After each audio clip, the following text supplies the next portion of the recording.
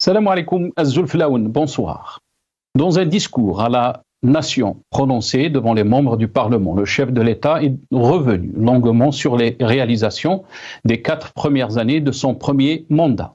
M. Al-Majid Tebboune a entamé son bilan par un retour sur la situation du pays dans les années qui ont précédé le Hirak de 2019, avec un pouvoir absent et des citoyens désespérés et des perspectives sombres, rappelant certaines déclarations alarmantes ou méprisantes de son successeur au poste de Premier ministre en 2017, Ahmed Ouyahia, sans le nommer.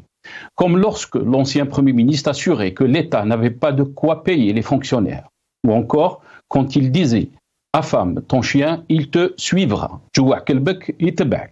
un État entièrement dépendant des recettes des hydrocarbures, soumis à la rapine de la Isaba et isolé sur la scène internationale et régionale. L'Algérie est devenue un pays à l'économie diversifiée, à la gestion moralisée et à la voix écoutée. Tel est le résumé du discours de près d'une heure et demie prononcé par M. Tebboune devant les deux chambres du Parlement réunies en congrès au Palais des Nations.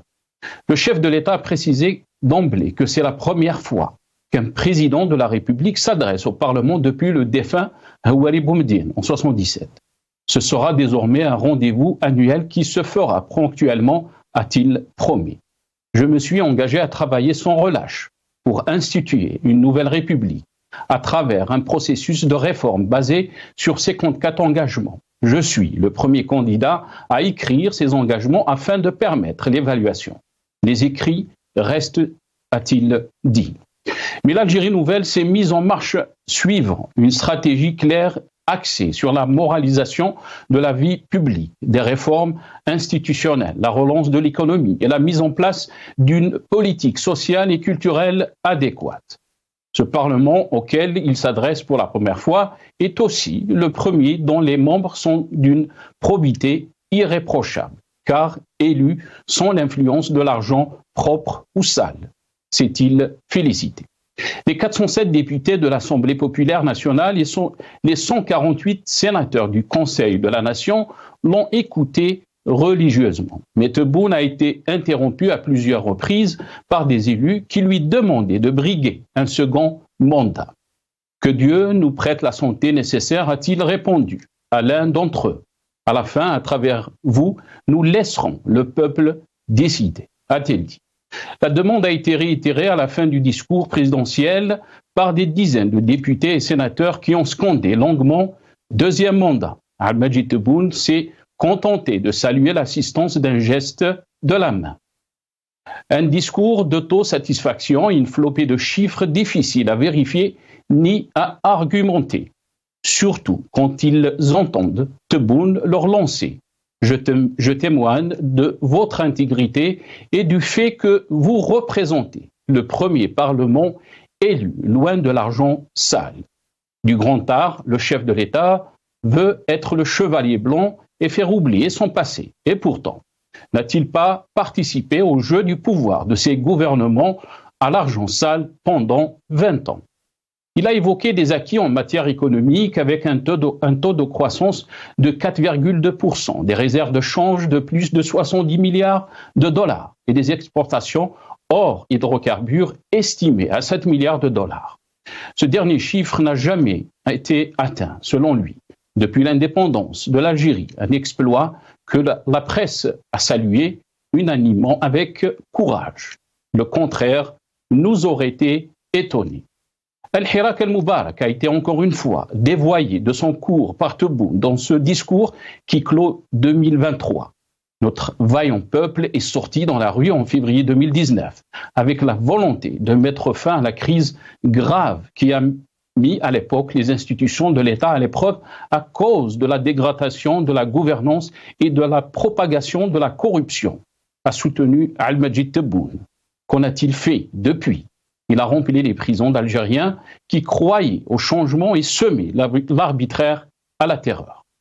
Comme il fallait s'y attendre, le deuxième mandat était dans l'air. Al-Majid Tebboune, 78 ans, a été plusieurs fois interrompu par des parlementaires demandant lui de briguer un second mandat. Que Dieu nous prête la santé nécessaire, a-t-il répondu à l'un des parlementaires. Des dizaines de députés et de sénateurs ont scandé alors longuement deuxième mandat. On n'est pas sorti du modèle de la cour avec les courbettes, les louanges. Il ne manque que la couronne et le sceptre. Cela ne vous rappelle rien? Ne m'assertons pas là dans l'ère de Bouteflika où les députés, les partis suppliaient à coups de déclarations et d'encarts publicitaires Abdelaziz Bouteflika de briguer un deuxième mandat, un troisième mandat, un quatrième, puis un cinquième mandat. Tebboune, on sait quelque chose, puisqu'il était de la partie.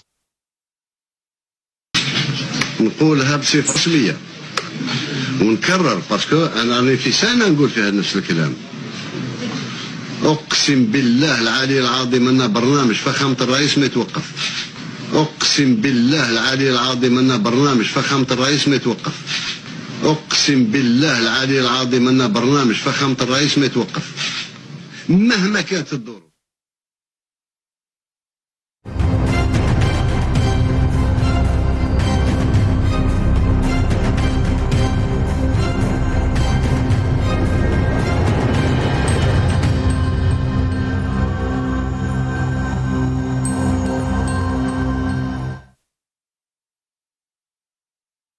Discours de Tebboune assuré, la continuité du système. C'est le titre de notre émission pour ce soir et pour en parler, j'ai le plaisir d'accueillir dans cette émission Abdelkrim Zrilich, cadre de l'UCP, Union pour le changement et le progrès. Il est avec nous depuis Alger via Skype.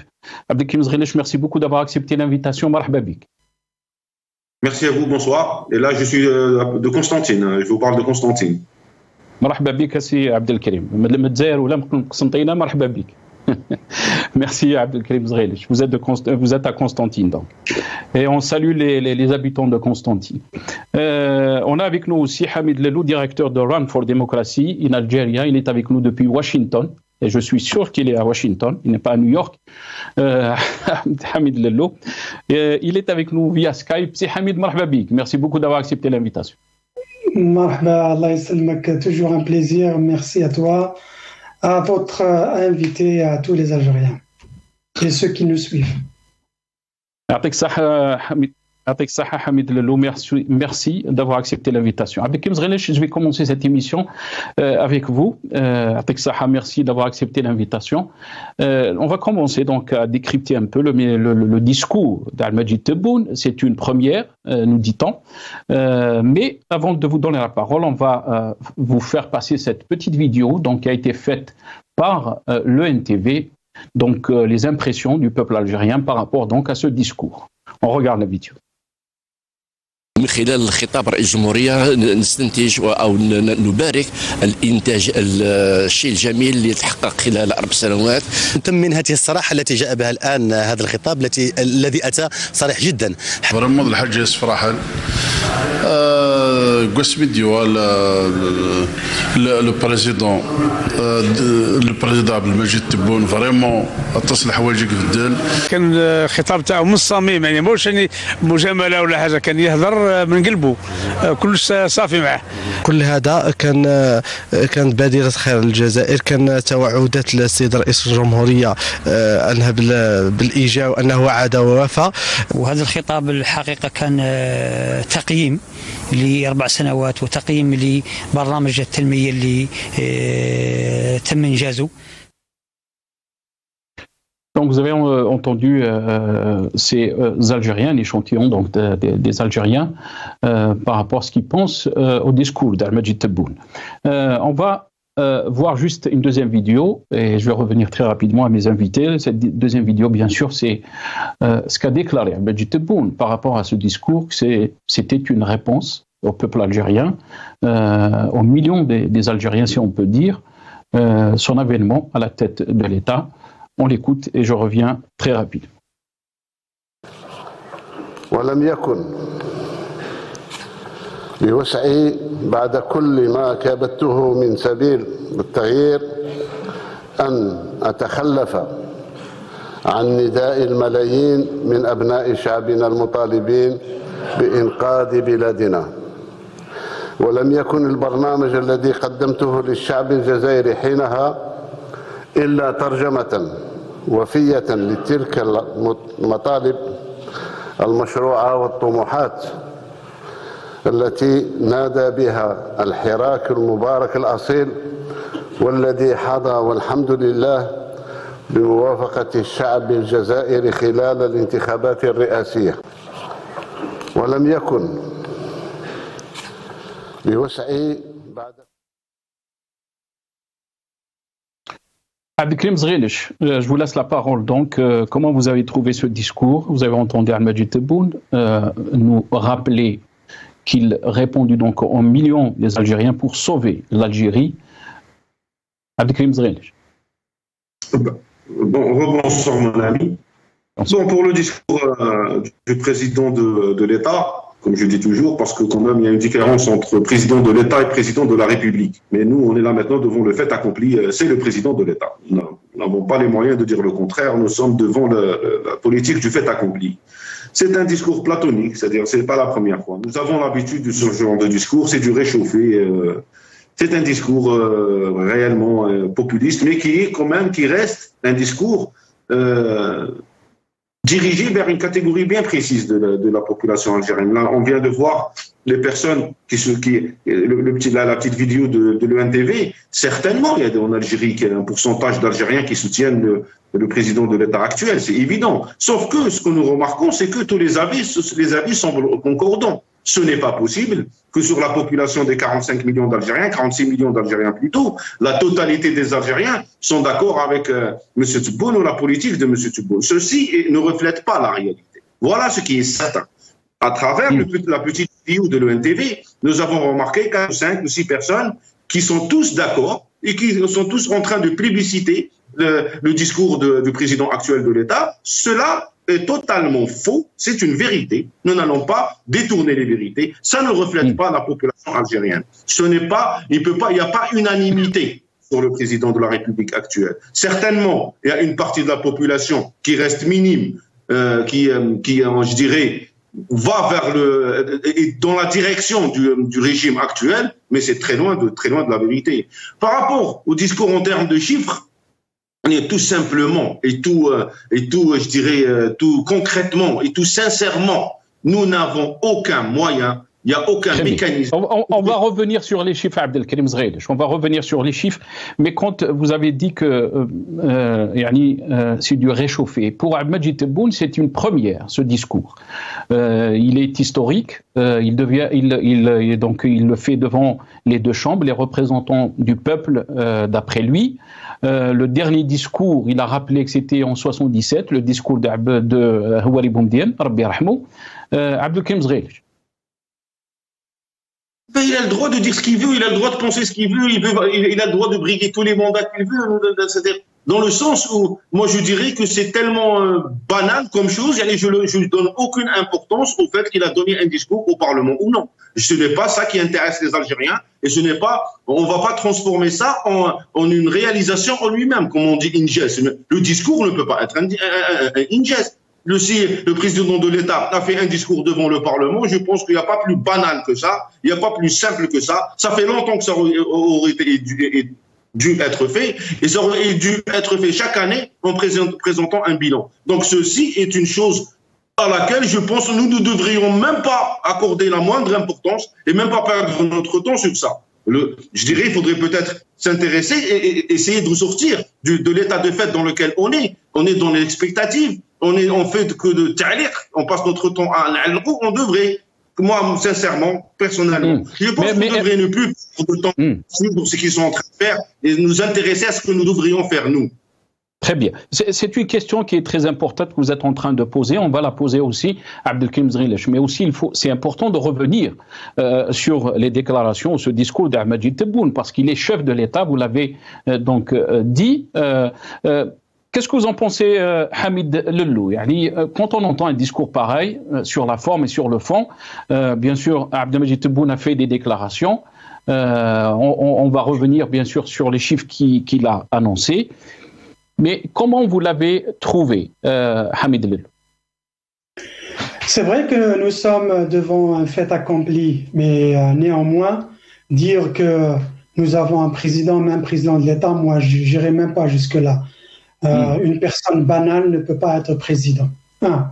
Maintenant, commenter le discours, moi, la première chose qui me vient à l'esprit, je suis un petit peu de votre génération, donc j'ai des souvenirs un peu vagues, mais quand même, j'ai quelques souvenirs des discours de Boumediene, après c'est l'époque de Chadli, après Zeroual, après tous les soi-disant les faux présidents qui se sont succédés, et j'ai l'impression que le régime est à bout de souffle, il a bouclé la boucle, c'est-à-dire pendant 60 ans, il a réussi à plus ou moins s'adapter à quelques changements à l'international du fait de la bipolarité. Donc, il était dans cette logique de l'en-alignement, mais sous l'aile soviétique.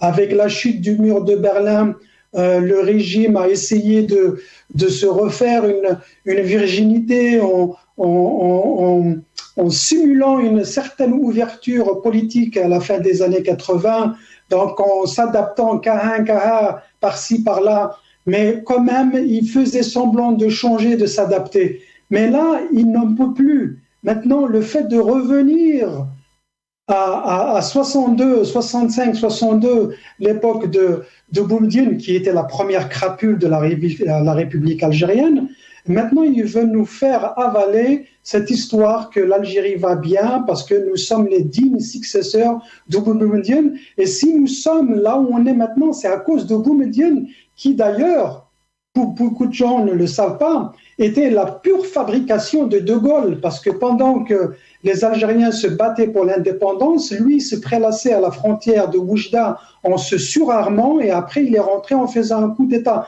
Pourquoi De Gaulle n'a jamais bombardé la frontière de Oujda? معليش, on ne va pas aller dans l'historique. C'est Habib, معليش, on ne va pas aller trop dans le détail. Mais l'argument historique pour nous faire croire que le régime maintenant est revenu à la source, c'est-à-dire au boumedienisme qui représente Pourquoi Boumedienisme? Pourquoi il a effacé Bouteflika? Alors qu'il faut rappeler, Hamid Lello, Abdelkim Zghilish, que Bouteflika a fait un discours devant le Parlement en 2004, je pense. En 2004, pas devant le Sénat et le Parlement, mais seulement devant le Sénat, puisque Bouteflika était contre le Sénat, contre donc le Conseil de la Nation. تفضل سيحان. Non, mais ça, c'est pas une nouveauté. Bien sûr que Bouteflika, mais c'est ça, le régime, à chaque fois qu'il est à bout de souffle, à bout d'idées, il essaye d'inventer quelque chose de nouveau, mais qui est ancien. L'époque de Boumediene, à l'époque, quand il faisait ses discours grandioses, 2 heures, 3 heures, à dire n'importe quoi, et à en faire endormir toute la population, c'est la même chose. Mais le problème, le fond, et d'ailleurs, je rejoins votre invité, c'est Abdelkarim Zghilish, c'est vrai que la paralysie de l'analyse, il faut s'arrêter. Mais notre travail à nous, analystes, c'est d'expliquer un petit peu ce qui se fait avec ce pouvoir de fait. Et le pouvoir de fait, il va plus loin que ça.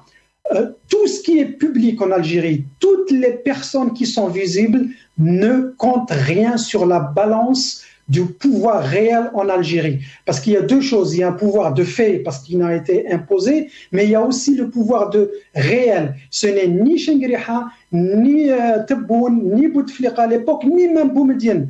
Parce que la nature du régime algérien, ceux qui tiennent et détiennent réellement le pouvoir, on ne les voit pas. Et vite fait, je vais vous expliquer ça du point de vue un petit peu historique. Pendant 20 ans, on disait la sécurité militaire, le pouvoir caché, on ne savait pas qui fait quoi. Tout le monde croyait que Bouteflika allait devenir président. Tout le monde croyait que Ben Yahya allait devenir président. Et on nous sort Chadli. Et après, on a réalisé qu'au fait, la personne qui était le chef d'orchestre, et bien sûr, il avait ses subalternes avec lui, c'était Qasdi Merbah. Qasdi Merbah est devenu une personnalité publique, son pouvoir est tombé. Et 20 ans durant, on a vu quelqu'un d'autre, on disait Rabb el-Zahir, Rabb el-Zahir, Rabb el-Zahir, jusqu'à ce qu'il soit démasqué. Et c'était Toufir. Donc maintenant, on rentre dans la même logique. Maintenant, il y a un groupe de l'État profond qui commande l'Algérie et qui dicte.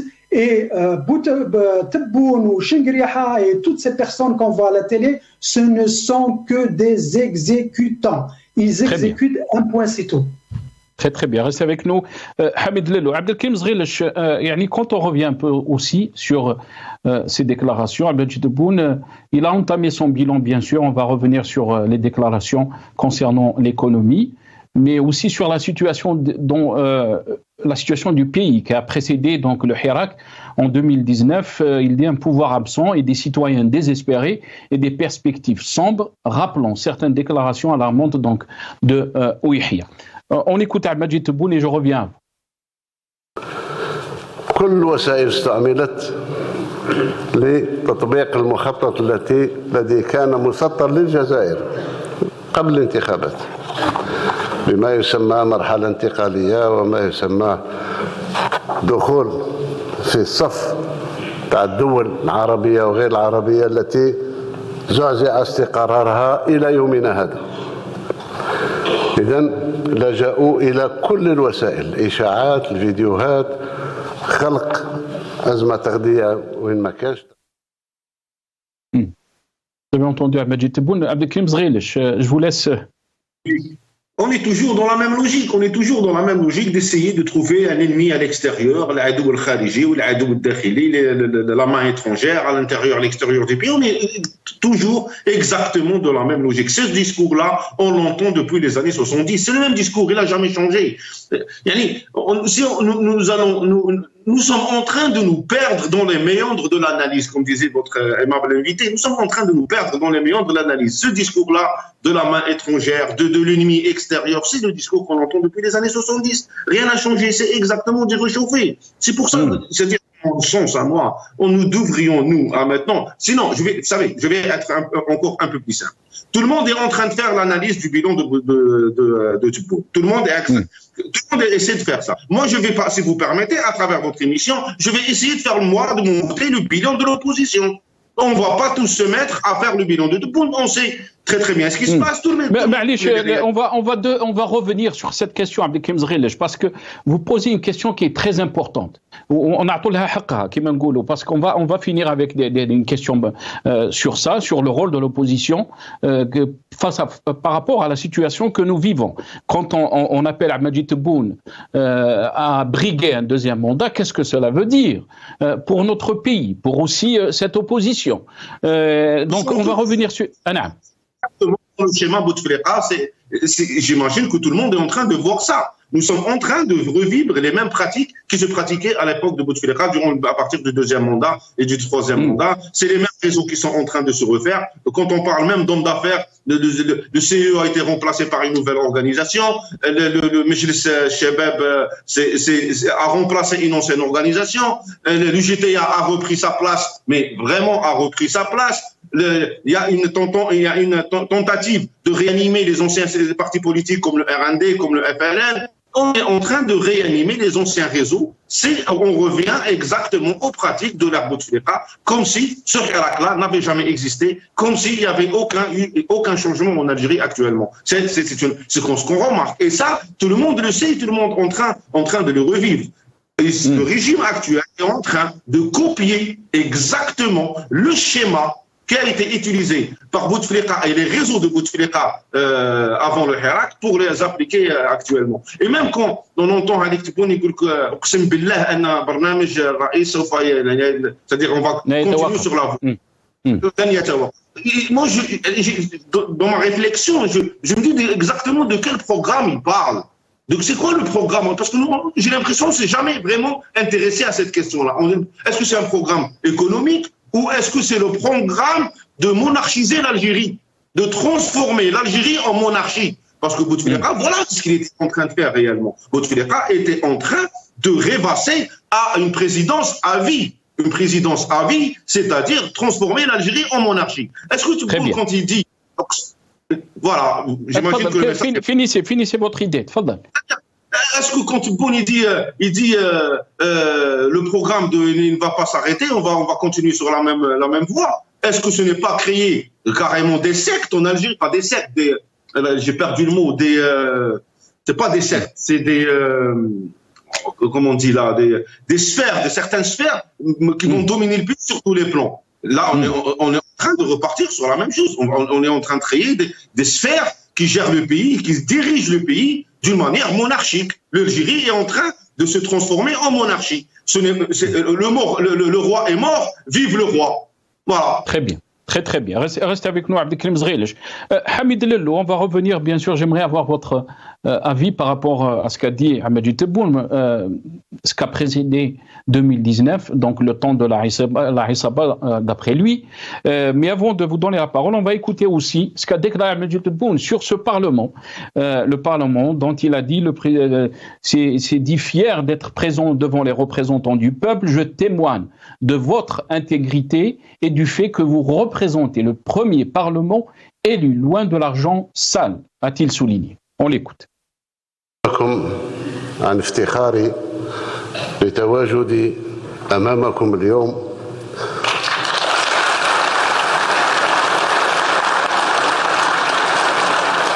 أنتم ممثلين الأمة وأنتم اللبنة الأولى في إعادة البناء المؤسساتي الذي كنا نطمح إليه في جزائرنا الجديدة.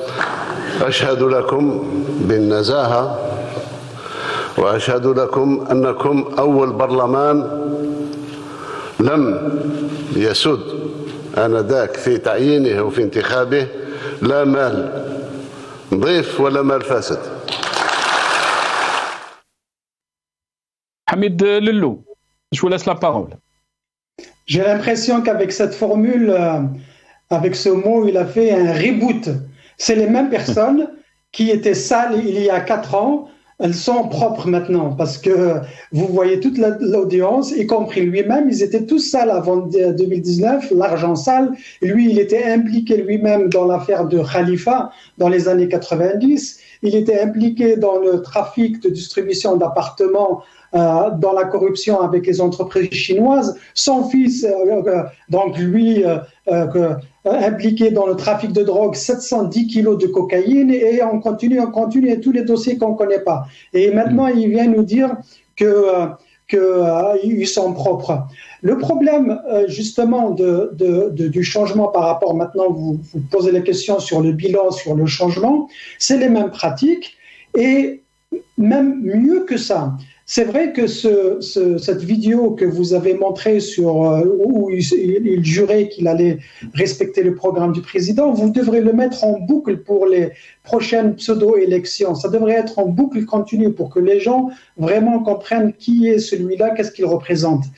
Mais quand vous l'entendez justement pendant son discours répéter des choses et faire des promesses chiffrées, mais incroyables, on se demande où est ce gouvernement, où est ce Parlement qui décide d'un budget. Quand vous décidez d'un budget et un pseudo-président vous sort des chiffres astronomiques et il fait des promesses qu'il va prendre toute la communauté étrangère, il va leur baisser le prix de 50%. Il parle de 10 millions d'Algériens. Imaginez 10 millions d'Algériens qui rentrent en Algérie avec 50% de réduction. Et en plus de ça, il promet que leurs enfants, c'est-à-dire mes enfants, peuvent aller à la colonie de vacances. Ils vont être privilégiés par rapport aux Algériens, aux jeunes Algériens qui souffrent en Algérie. C'est du n'importe quoi. C'est des promesses bidons, c'est des promesses. Ce ne sont même pas sha'baouia, c'est même pas du sha'baouisme, c'est du charlatanisme politique. Et en plus de tous les chiffres qui sortent, la désalinisation de l'eau, 1 milliard de mètres cubes par jour, mais on se demande qu'est-ce qu'il fait de ces journées, qu'est-ce qu'il fait. Mais lui, il va encore plus loin, Hamid Lello. Désolé, Hamid, il va encore plus loin. Il dit que ses promesses sont écrites. Il parle de 54 engagements. خلينا نسمع واش قال par rapport à cette question. Je reviens à vous très rapide. ولأول مرة مرشح لرئاسيات يكتب التزاماته شفوي حتى يسمح لكل من يريد محاسبة أن يحاسب كما يقولوا. ما هو مكتوب يبقى وما هو شفوي يروح. Hamid Lello, je pense, il vous a répondu là. Je vais vous donner une anecdote. Les anecdotes en politique, en analyse de politique, elles sont vraiment très très utiles. Un ami d'enfance qui est chef d'entreprise en Algérie en ce moment, une petite entreprise.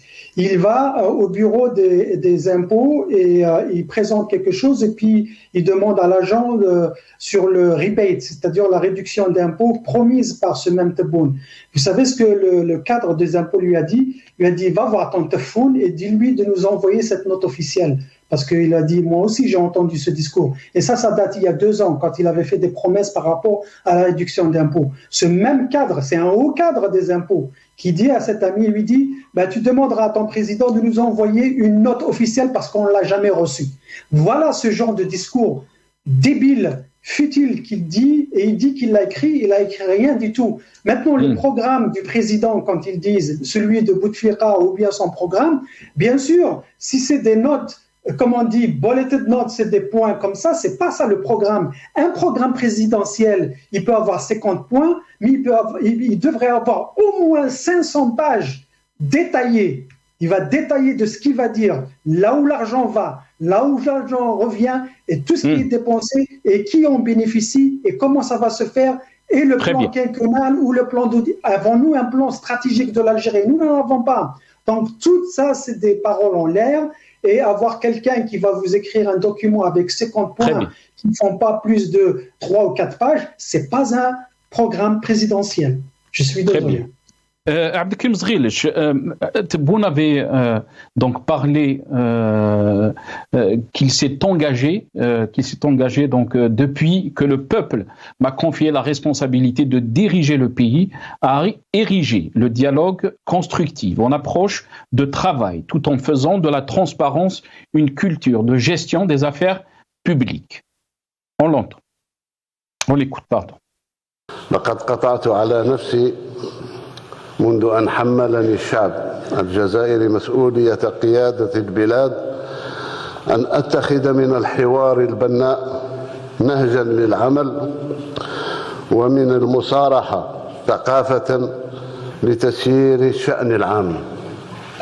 كذلك ما جعلني اليوم أبادر من خلالكم إلى مخاطبة أمتنا الجزائرية عبر ممثلي الشعب لنقف معا على حصيلة ما قدمناه في سبيل تحقيق الأهداف النبيلة.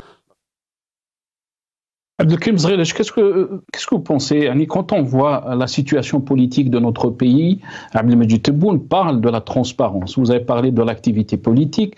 Beaucoup d'observateurs font le constat comme quoi la politique n'existe plus en Algérie. L'opposition a du mal à faire son travail. Comment peut-on parler de transparence, Abdelkrim Zghilch? Juste un petit rappel par rapport au Parlement. Il faut jamais oublier que le Parlement actuel, c'est un Parlement qui a été subventionné. Il faut se rappeler à l'époque des législatives 2020, les dernières législatives, l'essentiel, celles qui ont créé ce Parlement-là. Il ne faut pas oublier que le régime a subventionné les candidats. C'est une première planétaire, ça. Il ne faut jamais oublier ce détail-là, que nous avons tellement tout est subventionné en Algérie, même le Parlement a été subventionné à sa création. Le régime a établi un programme où il permettait, à l'époque, si je ne me trompe pas, aux candidats au Parlement de pouvoir avoir 300 000 dinars. Je sais si mes chiffres, mais je pense que ça, le bon chiffre, chaque candidat de pouvoir être financé de l'ordre de 300 000 dinars pour pouvoir faire campagne. Donc, qu'attendez-vous d'un parlementaire qui a été subventionné par le régime lui-même? Qu'attendez-vous que ce parlementaire-là va dire au sein du Parlement dans une rencontre avec la personne qui l'a subventionné? Je crois que c'est tellement clair que ces petits détails-là nous renseignent sur la qualité du Parlement que nous avons actuellement, sans parler des anciens parlements. C'est-à-dire on n'est jamais sorti, on n'a jamais eu un Parlement réellement libre en Algérie. Et pour la transparence, je peux vous donner un tout petit exemple très simple. La présidence elle-même, là où travaille, je vais dire, M. Tebboune, a eu cette année quand même un budget, et l'année dernière, c'était un budget qui dépassait les 600 milliards de dinars. Cette année, on est à un budget, j'ai noté tout à l'heure, pour ne pas oublier le chiffre exact, on est à 67 milliards de dinars, qui est l'équivalent de 500 millions de dollars. Qu'est-ce que... c'est pour un titre informatif, à titre d'exemple, c'est 5 fois le budget de la présidence française. qu'est-ce que la présidence algérienne va faire avec 500 millions de dinars? Et qu'est-ce qu'ils ont fait avec les 500 millions de dollars? Et qu'est-ce qu'ils ont fait avec les 800 millions de dollars qu'ils ont eu en 2023? Elle est où la transparence? Est-ce que quelqu'un en Algérie peut avoir le bilan de ce petit détail? C'est un tout petit détail par rapport au budget. Et pourtant, Abdelkrim Zghilech, il a rappelé qu'on a récupéré, que l'Algérie a récupéré 30 milliards de dollars, donc qui ont été donc détournés. Oui, mon ami, même sur ce point-là, même l'Algérie a récupéré 30 milliards de dollars. Très bien, c'est excellent. Ils sont où? Oui, Narahom. Ils sont où? Nous sommes en train de voir le déficit de 2023 et nous allons avoir un déficit de 46 millions de dollars cette année sur le budget de l'État. Ce qui est en réserve de change, les chiffres, ils sont là, ils sont stables, on les connaît. Ils sont où ces 30 milliards de dollars? Où est-ce qu'ils sont partis? Ils ne sont pas rentrés dans les réserves de change, ils ne sont pas rentrés dans la PLF 2024. Donc, tant mieux, vous avez récupéré 30 milliards de dollars plutôt. Tant mieux, c'est très bien, merci beaucoup. Vous avez fait votre travail. Mais où est-ce qu'ils sont ces 30 millions de dollars? Voilà, on parle de transparence. Je pense que même avoir dit que nous avons récupéré 30 millions de dollars, c'est un piège. Je pense qu'ils se sont auto-piégés quelque part parce que nous ne voyons pas où est-ce qu'ils sont. Nous parlons de 30 milliards de dollars. Nous ne parlons pas de 30 millions de dollars, nous parlons de 30 millions, qui est 80% du déficit de 2023. 80% du déficit budgétaire de 2023. Où est-ce qu'ils sont ces 30 milliards de dollars? Nous ne savons pas. Voilà, donc en termes de transparence... Pardon? Ce que je vous disais tout à l'heure, nous n'avons actuellement à notre niveau aucun mécanisme, aucun moyen de vérifier quoi que ce soit, de vérifier n'importe quel chiffre, quand il parle des excédents sur les exportations hors hydrocarbures, est-ce que les dérivés des hydrocarbures sont des produits hors hydrocarbures? Donc, vous savez, c'est ça le souci réel. En étant ici en Algérie, le souci, c'est que actuellement, nous naviguons à l'aveuglette. Nous n'avons aucun moyen, nous n'avons aucun mécanisme pour vérifier ce qu'ils font. Ils font ce qu'ils veulent. Ce qu'ils veulent. Très bien, restez avec nous, Abdelkrim Zghilech. Hamid Lellou, sur cette question, bien sûr, Abdelkrim Al-Majid Tebboune a parlé de la transparence, mais aussi du dialogue, la culture du dialogue. Si vous voulez aussi commenter par rapport donc à cette question de 30 milliards de dollars qui a été récupérée. Al-Majid Tebboune a avancé un chiffre, vous avez entendu Abdelkrim Zghilech. Comment peut-on vérifier ce chiffre? Est-ce qu'il y a des mécanismes? La dernière fois que Hassan Qadi s'est posé la question sur les 20 milliards, il s'est retrouvé en prison, entre guillemets. Hamid Lellou. Hamid Lellou. Très bien. Je dis absolument, transparence va avec compétence. Si vous êtes compétent, vous êtes transparent parce que vous n'avez rien à cacher. L'erreur est humaine. Si vous faites des erreurs, mais elle est humaine, vous n'avez pas triché, le peuple vous pardonnera, ce n'est pas un problème. Si vous prenez une société qui est évoluée, avancée, pas besoin d'être un grand pays. Le citoyen, il a droit à l'accès à l'information. Et en fait, l'Algérie, elle avait fait quelques bonnes expériences. Rappelez-vous, moi, je ne suis pas là juste pour crier sur le régime. Quand il fait certaines bonnes choses, je le dis. J'ai eu l'expérience moi-même, où une fois, j'ai porté plainte. J'ai porté plainte contre une ambassade algérienne. J'ai vécu dans plusieurs pays, mais il y a eu une ambassade algérienne. J'ai porté plainte auprès du ministre, à l'époque, ministre de la communauté algérienne à l'étranger. Il m'a répondu et il a pris des actions. Par contre, j'ai pris cette action, j'ai mis mon nom. À l'époque, j'étais le porte-parole de l'association des Algériens et il a pris des actions et ce que je lui avais demandé, il l'avait fait.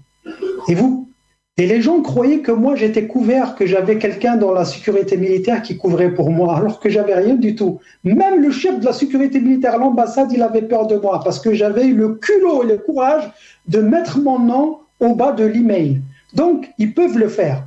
Ils peuvent le faire et par la même occasion, j'ai essayé autre chose. j'ai été sur le site du ministère des Finances et je voulais vérifier quelque chose. Bugué, je n'arrivais pas à accéder, je n'arrivais pas à envoyer un message.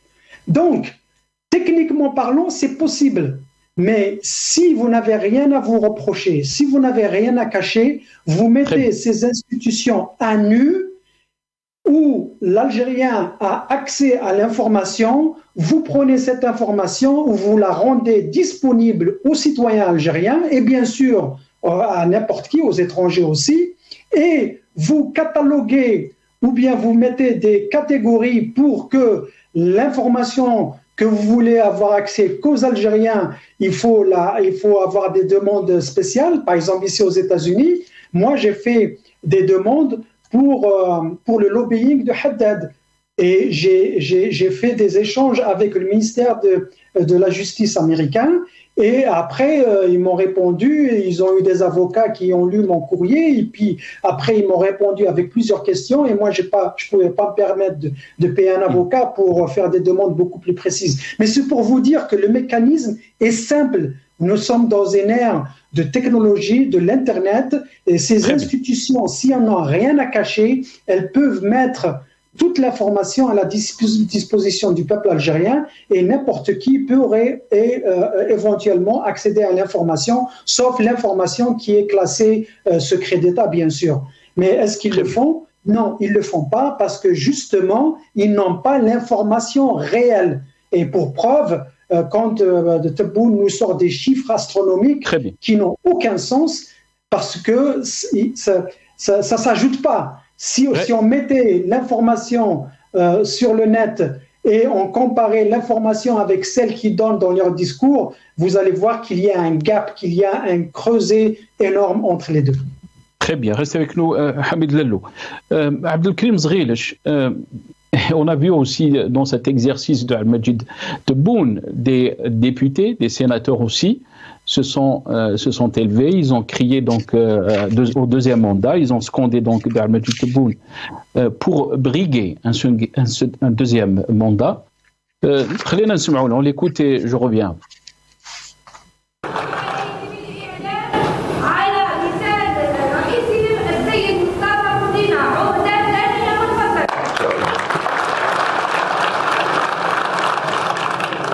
ربي يجيب الخير ان شاء الله.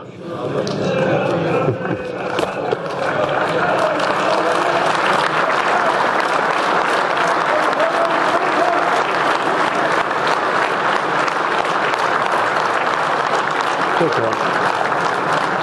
من خلالكم نخلوا كلمة للشعب الكريم ان شاء الله. وفي الأخير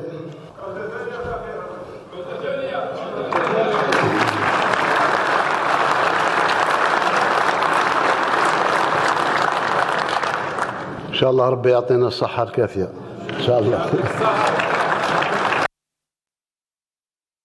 Abdelkrim Zghilish, sommes-nous dans les mêmes conditions qui ont prévalu le Hirak donc de 2019? Le peuple s'est soulevé, si on peut dire, en millions parce qu'il y avait cette si on peut dire, le cinquième mandat, cette goutte qui a fait déborder le vase, Abdelkrim Zghilish. Sommes-nous dans les mêmes conditions? Nous sommes dans les mêmes conditions qui ont prévalu, exactement, nous sommes dans les mêmes conditions, sauf qu'il y a une nouvelle condition, qui est malheureusement, qui ne joue pas en notre faveur.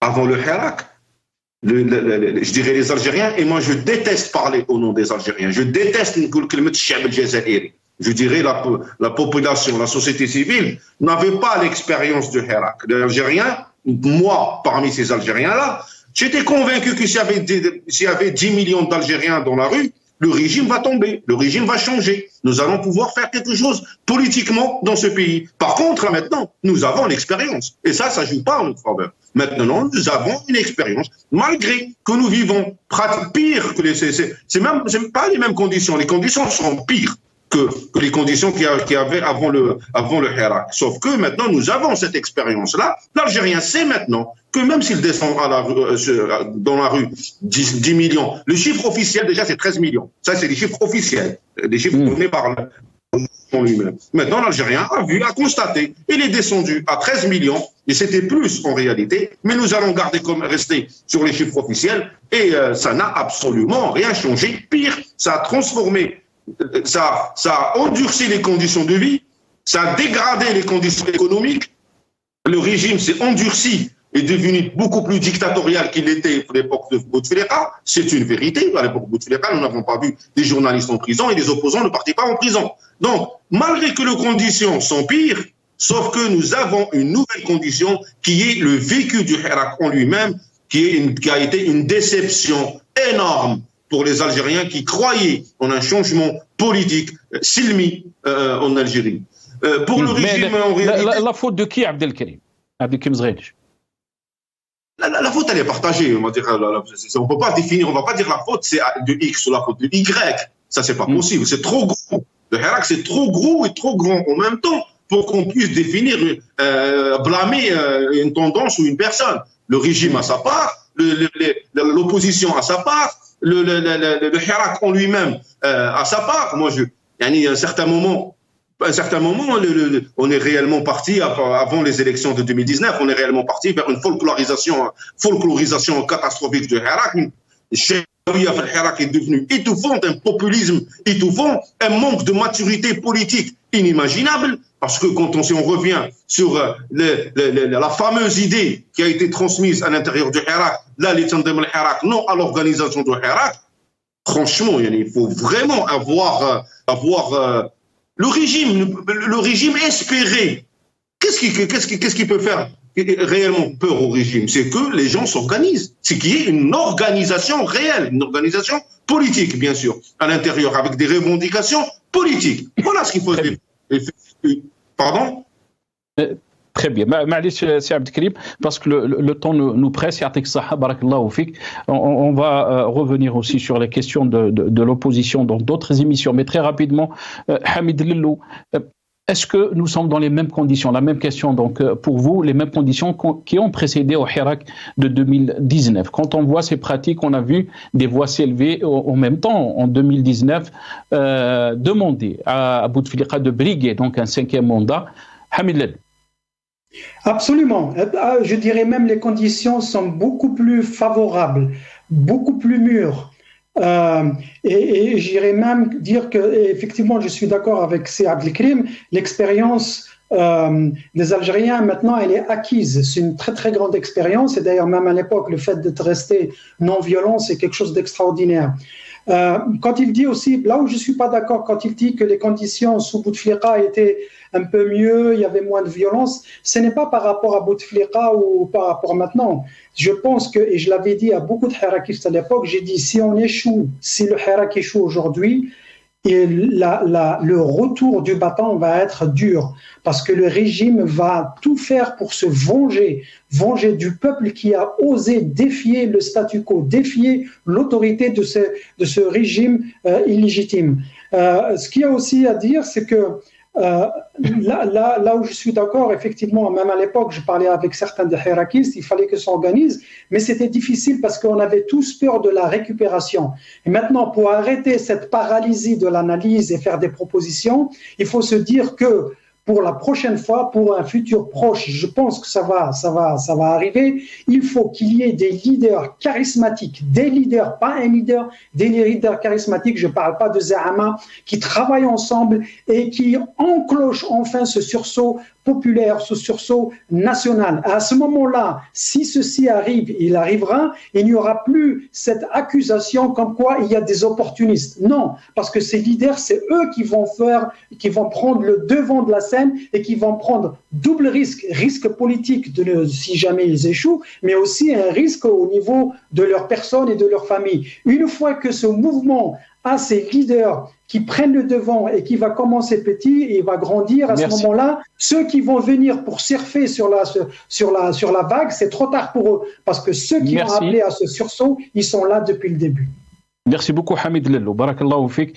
Hamid Lellou, directeur de Run for Democracy, vous étiez avec nous depuis Washington. Merci à vous. Merci aussi à Abdelkarim Zghelch, cadre de l'UCP, Union pour le changement et le progrès. Vous étiez avec nous depuis Constantine. Yartikum saha. Bkhaw ala khair.